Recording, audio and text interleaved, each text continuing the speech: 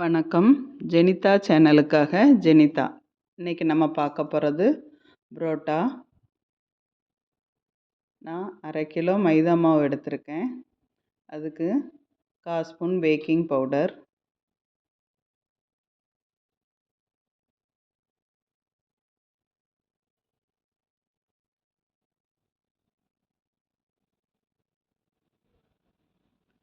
ஒரு ஸ்பூன் உப்பு,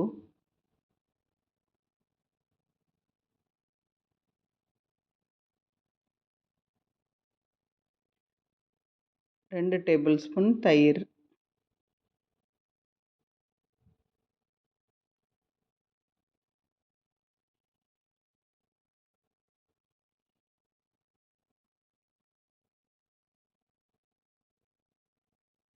ஒரு முட்டை,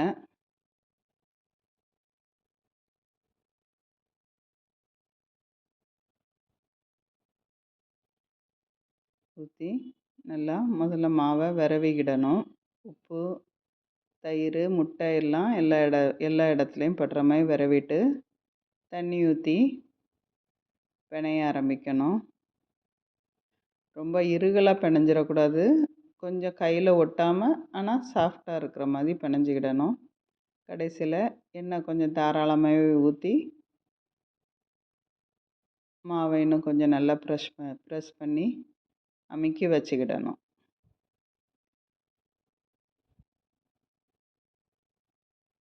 மாவை நல்லா பிணைஞ்சிட்டு அது மேலே ஒரு வெள்ளை துணியை போட்டு மூடி 1 மணி நேரம் அப்படியே வச்சிடணும். 1 மணி நேரம் கழித்து ஒரு தட்டில் எண்ணெயை தடவி வச்சுட்டு நம்ம பிணைஞ்சி வச்ச மாவை எடுக்கணும். மாவு இப்போ இன்னும் நம்ம வச்ச பதத்தோட நல்லாவே சாஃப்டாக இருக்கும்.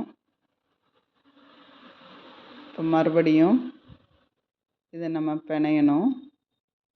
நல்லா அழுத்தி பிணைஞ்சிட்டு நல்லா பால் மாதிரி வர்ற மாதிரி பிணையணும். இப்படி நல்லா பால் மாதிரி வரணும்.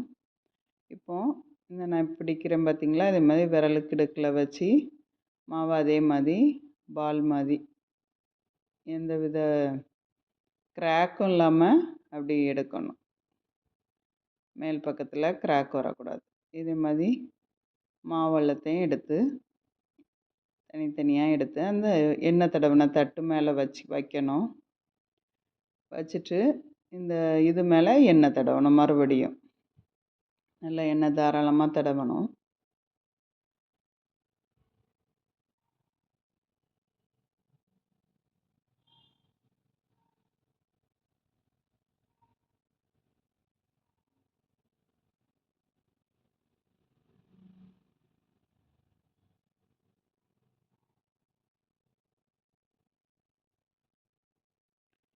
இப்போ இது மேலே மறுபடியும் அந்த துணியை போட்டு மூடி மறுபடியும் 1 மணி நேரம் அப்படியே வச்சிடணும். இப்போ புரோட்டாவை வீச போகிறோம். நம்ம அடுப்பு ஸ்டேஜில் தரையில் நல்லா எண்ணெயை தடவிட்டு புரோட்டாவை இதே மாதிரி வீசணும். நம்ம இடது கை மாவுக்கு கீழ் பக்கமும் வலது கை மாவுக்கு மேல் பக்கமும் இருக்கணும். கொஞ்சம் துணி துவைக்கிற மெத்தடு தான். ஆனால் அந்த ஒன்றுக்கு மேலே ஒன்றும் விழாமல்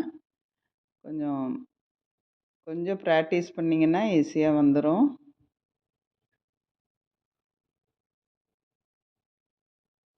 இதே மாதிரி பண்ணணும்.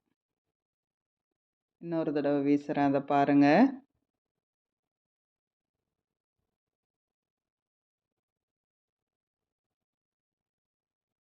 எண்ணெய் தான் நிறையா ஊற்றிக்கிடணும். அப்போ தான் வீசும்போது விரிஞ்சி வரும். கல்லுலேயும் எண்ணெய் நிறையா இருக்கணும், புரோட்டாலேயும் எண்ணெய் நிறையா இருக்கணும். வலது கை 4 விரல் மேலே, இடது கை 4 விரல் கீழே வச்சு இதே மாதிரி வீசணும்.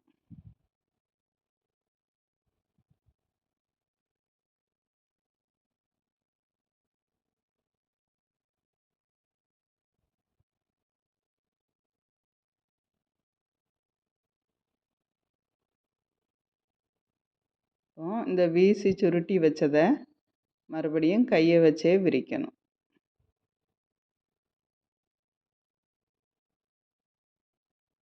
கொஞ்சம் பபுள் கம் மாதிரி சுருண்டு சுருண்டு தான் வரும். நம்ம கொஞ்சம் எனர்ஜி கொடுத்து அதை விரிக்கிற மாதிரி இருக்கும். அதை விரிச்சிட்டு 2 கல் வச்சுருக்கணும். ஒரு கல்லில் எண்ணெய் ஊற்றாம முதல்ல போட்டு எடுக்கணும். போட்டு லேஸ் ஹீட் ஆனோடனே மறுபடியும் பிரட்டி போடணும்.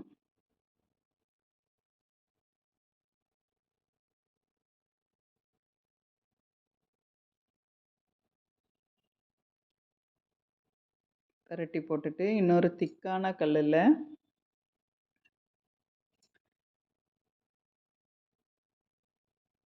நம்ம கல்லில் போட்டு எடுத்தோம்ல அந்த புரோட்டாவை போட்டு நிறைய எண்ணெய் ஊற்றி தீயை மீடியம் ஃப்ளேமில் வச்சு, அதிகமாக வச்சா வெளியே கருகும், உள்ளே வேகாது. ரொம்ப ஸ்லோவாக வச்சுருந்தீங்கன்னா ரொம்ப டைம் எடுக்கும். மீடியம் ஃப்ளேமில் வச்சு நல்லா வேக வச்சு எடுக்கணும். உங்களுக்கு பொரிச்ச புரோட்டா வேணும்னா அந்த கல்லில் போட்டு எடுத்ததை ஆயிலில் டீப் ஃப்ரை பண்ண வேண்டியது தான். இதே மாதிரி நல்லா வேகணும். எண்ணெய் நல்லா தாராளமாக ஊற்றணும்.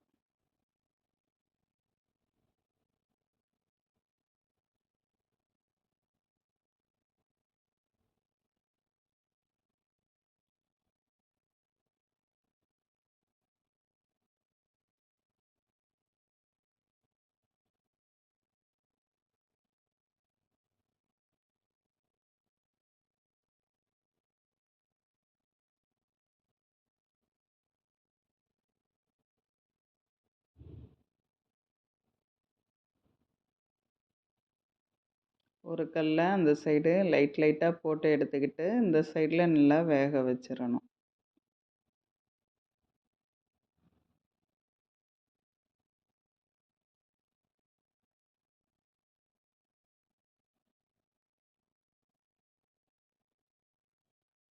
புரோட்டா ரெடி ஆயிருச்சு. இப்போ இந்த புரோட்டாவை எடுத்து கல்லில் வச்சு 3-4 புரோட்டாவை சேர்த்து வச்சு இதே மாதிரி அடித்தா அந்த மேலே உள்ள லேயர் இல்லாமல் தெரிகிறது எல்லாம் விழுந்து ஓடனோடனே நம்மளுக்கு புரோட்டா கொஞ்சம் லேயராக தெரியும். இதே மாதிரி அடிக்காமல் போட்டால் சும்மா முத்தையாக இருக்கும். இப்படி அடித்து போட்டிங்கன்னா லேயர் தெரியும்.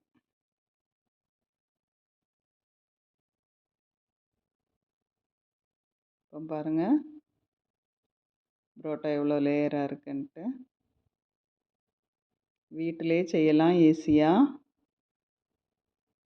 நம்ம வீட்டுக்கு தேவையான புரோட்டாவை சுவையும் ரொம்ப அருமையாக இருக்கும். வீட்டில் செய்கிற புரோட்டா நம்ம வீட்டிலே தரமான பொருட்கள் யூஸ் பண்ணுறதால புரோட்டா ரொம்ப டேஸ்ட்டாகவே இருக்கும்.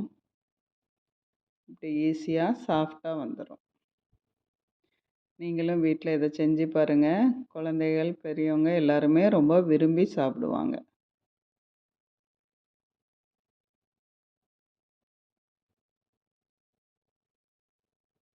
நான் இன்றைக்கி மட்டன் கிரேவி தான் வச்சு இதை பரிமாறுறேன். சால்னா இன்னொரு நாள் வீடியோ போடுறேன். மட்டன் கிரேவி வச்சு தயிர் வெங்காயம் வச்சு இன்றைக்கி நான் புரோட்டா பரிமாறியிருக்கேன்.